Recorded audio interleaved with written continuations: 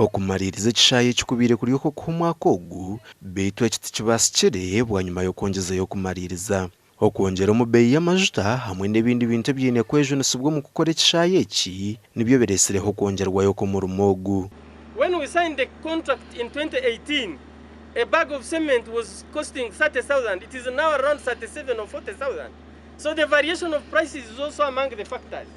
Things have changed totally since 2018 up to today. Tungire setback angu ebintu bitawetu planning byona industrial park pipeline nebindi byona bislowingire mu down speed tabaire nungi baitu kandi tukimanya ngweke tikiri kirungi muno hamuntu wetu wabulikiro baitu kandi tukimanyire ngo ihanga lyitu likatunga setback ya covid hati setback ikabali kimanyisa kingwitu ka parliament tatunga sete tukusobora ku appropriating kuereza aba contractors baitu bano kukora meeting targets zabo kurango emirimo enu etukire hali supposed ko yabaire etukire.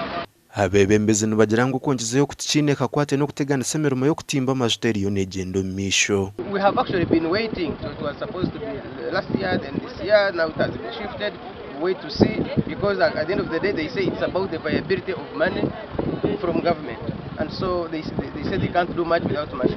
So work is completed, but there's still funding required to complete the control tower, the distance measuring equipment, and various other facilities to operationalize the airport.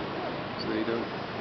Ebigambirwa bw'abanyishengero hamwe n'abantu ba burijo babiri nibarambura emirimo erikukorwa omu mwanya ogu. Okwombeka ekishaayi ky'enyonyi nikimwe aha ntebeekanisa zaatirwe ahabwa emirimo y'okutimba amajuta omu kyanga kya Albertine.